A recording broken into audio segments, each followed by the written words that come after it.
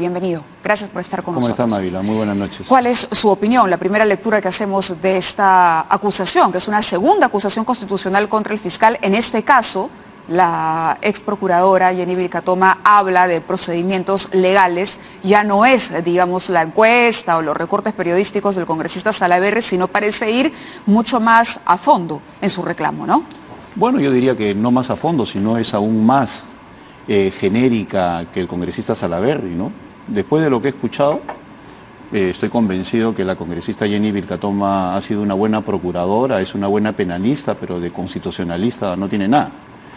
Ha dado solamente argumentos procesales, ha señalado el artículo 159 de la Constitución. Sí, eso estábamos anotando. Yo he visto en mi Kindle ahorita el artículo 159 dice a la letra, corresponde al Ministerio Público, el punto número 4 que ella menciona, conducir desde su inicio la investigación del delito. ¿Acaso el fiscal no lo está conduciendo? ¿En qué momento puede haber una infracción constitucional por eso? 154 dijo, ¿no?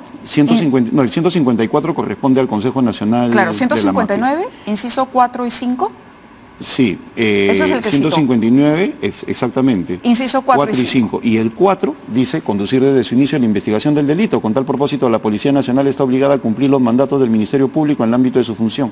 ¿Qué infracción constitucional ha cometido Pablo Sánchez? Y el 5, ejercitar la acción penal de oficio o a petición de parte. ¿Qué infracción constitucional Ahora, cuando ha cometido? ella dice que si no se abre una investigación, no se puede iniciar ninguna diligencia, y digamos, el hecho de que las consorciadas participaran directamente con Odebrecht de alguna manera pues despierta como mínimo la sospecha de que participaron en actos irregulares. No, pero vamos a hechos concretos. El propio fiscal Pablo Sánchez y los otros fiscales han señalado que se viene investigando a las consorciadas. El hecho de que no lo anuncien no significa de que estén actuando mal, sino de que están actuando con la discreción que un caso como estos amerita.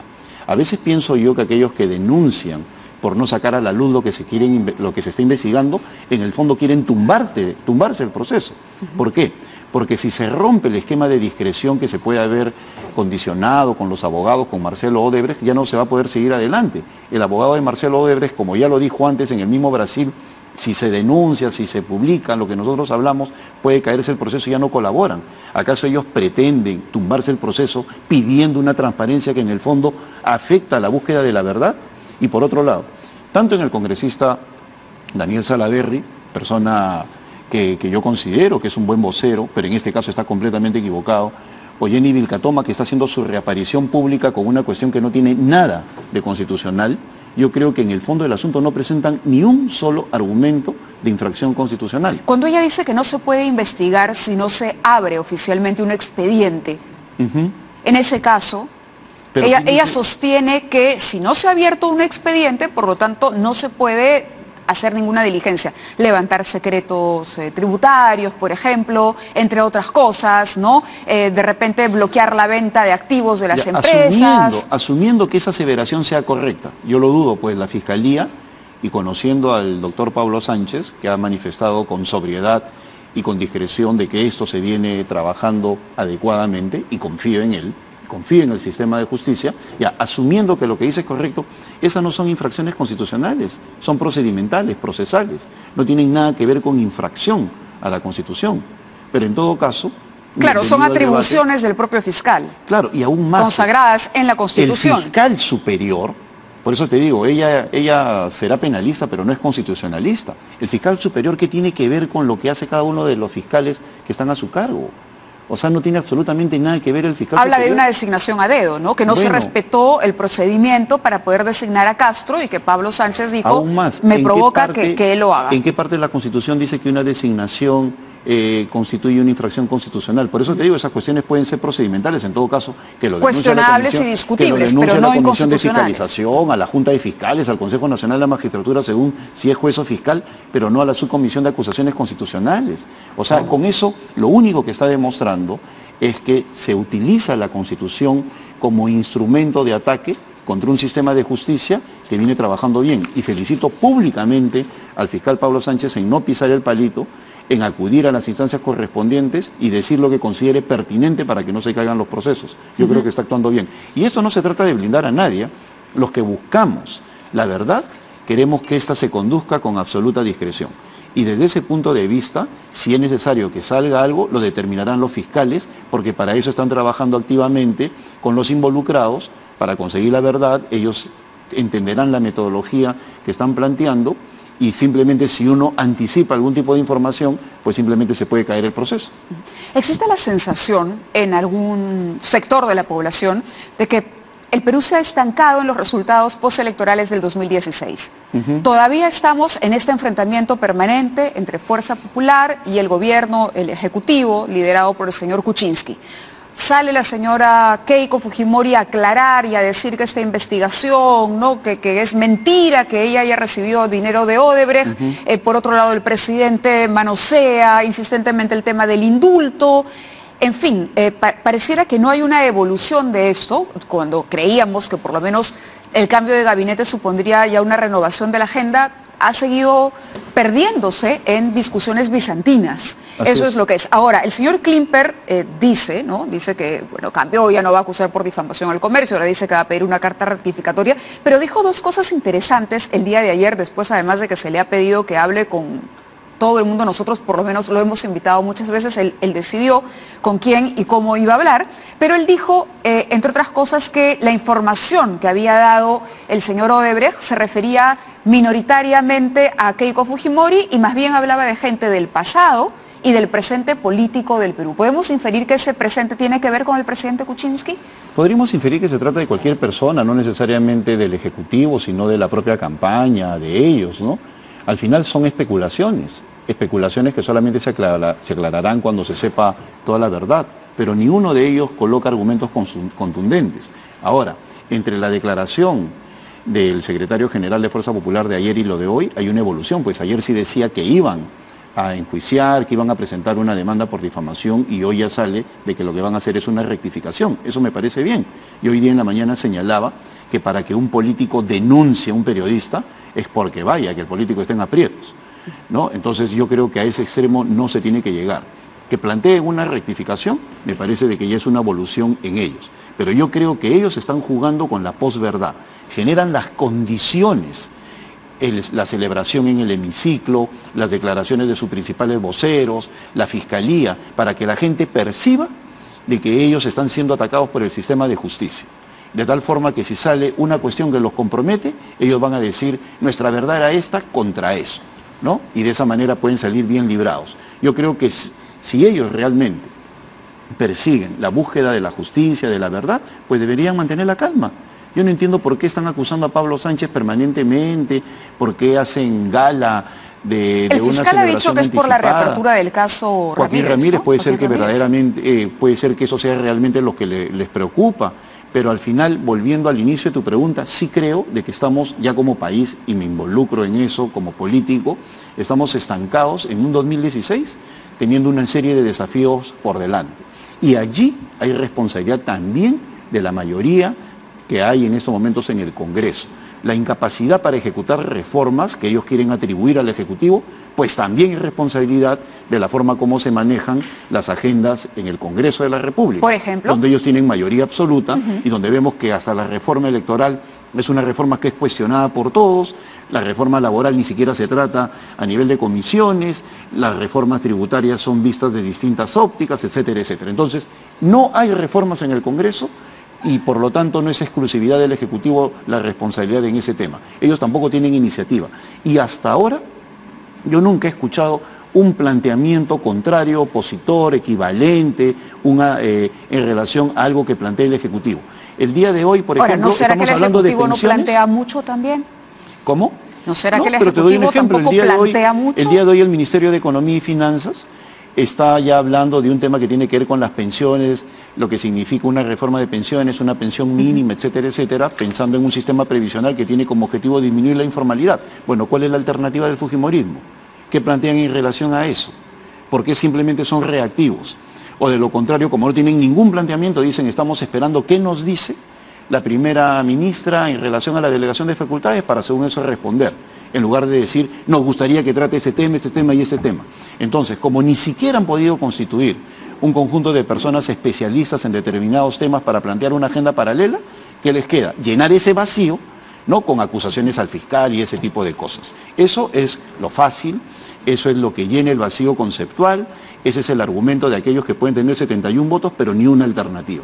Entonces, acá también hay responsabilidad de ellos en esta ausencia de reformas en el país. Ahora, ¿cómo leer desde la bancada del oficialismo, cómo leer esta evaluación que hizo la Comisión de Constitución sobre la citación del presidente de la Comisión Lavallato? ¿Es también un capricho de la Comisión?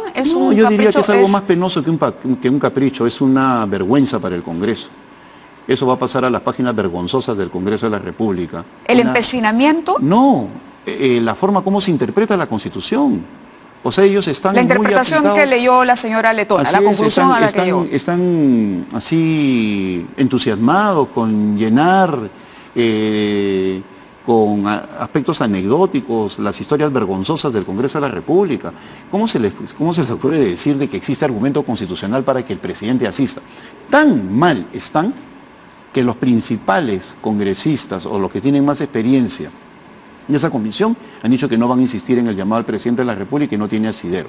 No hay ni un solo argumento constitucional para que el presidente acuda.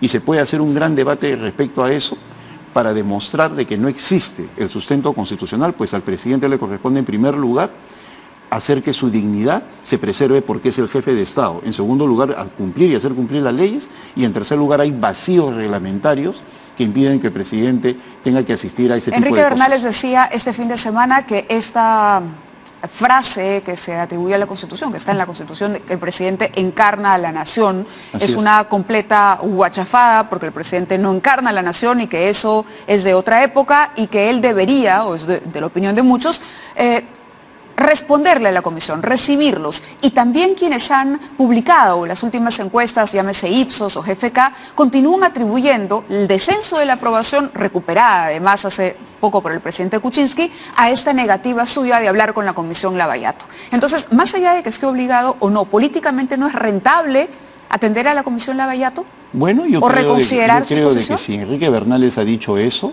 pues simplemente es lamentable que una persona que es constitucionalista como él crea de que es una guachafada encarnar a la nación, ¿no? El presidente es el jefe de Estado.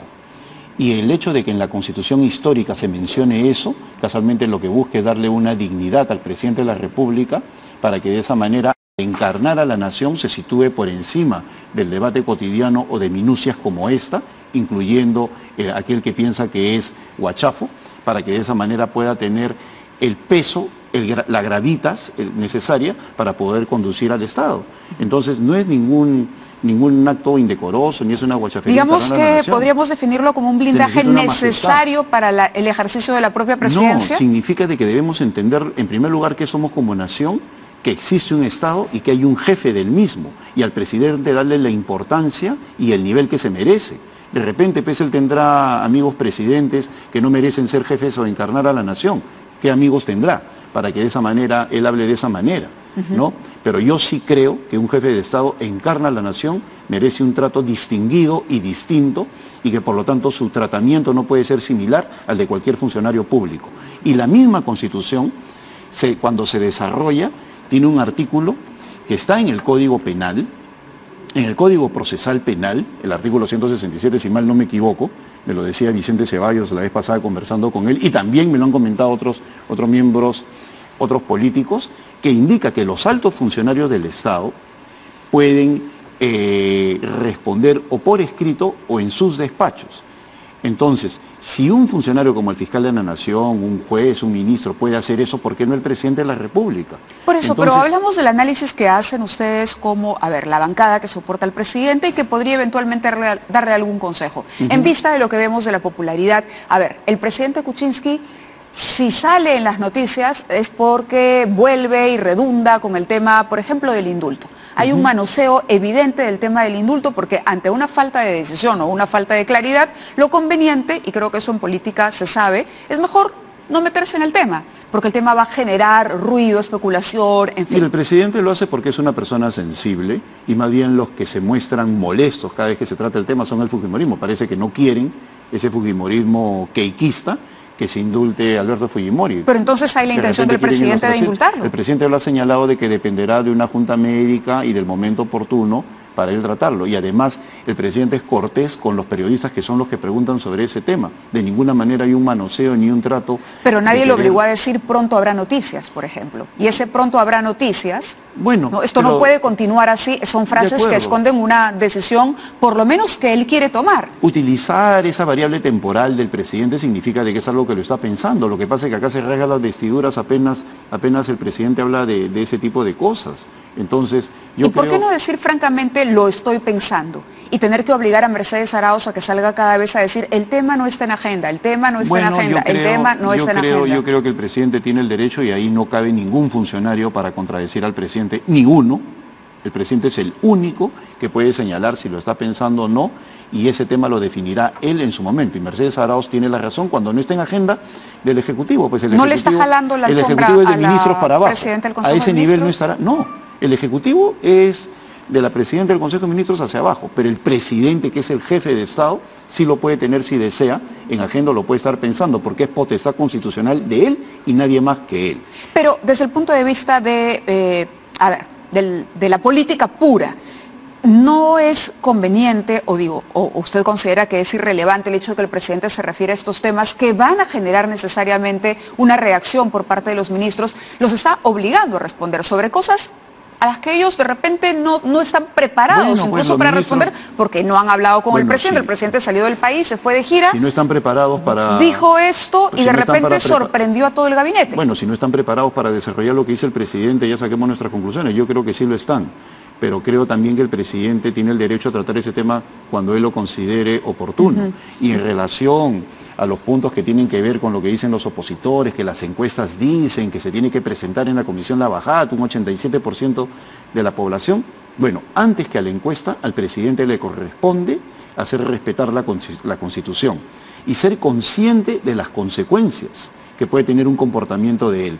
Y pensando como estadista en el futuro, el presidente no puede sentar un precedente de que ante un llamado atrevido de una comisión que inclusive han tenido momentos altisonantes o interpretaciones capciosas de la Comisión de Constitución, él ceda y tenga que ir a eso generando un nefasto precedente para el país. Entonces creo que está haciendo muy bien el presidente de la República en mantenerse al margen de eso. Ahora, otra de las cosas que dijo José Klimper fue: no estamos pensando ni provocando, ni tenemos nosotros la intención de provocar el ambiente para una vacancia política. No estamos buscando una vacancia política, pero habló de vacancia política y el que sabe leer entre líneas dirá, bueno, hay otro tipo de vacancia, está descartando la vacancia política, pero de pronto hay otra, a su parecer. ¿Cómo interpreta esa frase? Bueno, ¿hay un ánimo de vacar al presidente? No, yo no hablo de vacancia, yo hablo del entorno, el contexto político, ¿no? Y en ese sentido, pues, la vacancia es un término inexacto que demuestra que en Fuerza Popular no manejan muy bien los términos políticos, ¿no? Un presidente como Alberto Fujimori no fue vacado, renunció. Y el Congreso ya lo estaba condenando por parte del articulado por el abandono del país, que sí es una causal de cese presidencial. En este caso, yo creo que lo existente en el ánimo, no hablo del fujimorismo, ¿no?, sino de algunos, es generar las condiciones para un deterioro del gobierno y a partir de allí querer ganar algún tipo de rédito que podría llegar a un extremo que yo lo veo muy difícil. Y lo veo muy difícil por varias razones. En primer lugar, la política hoy en día no está prestigiada. En segundo lugar, el mismo fujimorismo, y yo estoy seguro que en la próxima encuesta se va a ver la caída de Keiko Fujimori por estas acusaciones contra el fiscal. La última Ipsos Apoyo no lo toma en cuenta, pero en el futuro se verá. Claro, ella mantiene todavía un porcentaje que es el suyo de toda la vida. Pero porque la encuesta no ha tomado en cuenta esta suerte de prepotencia jurídica que están teniendo, ¿no? Pero ya se está dando cuenta de la ciudadanía que están en ese plan. O sea, no existe el prestigio.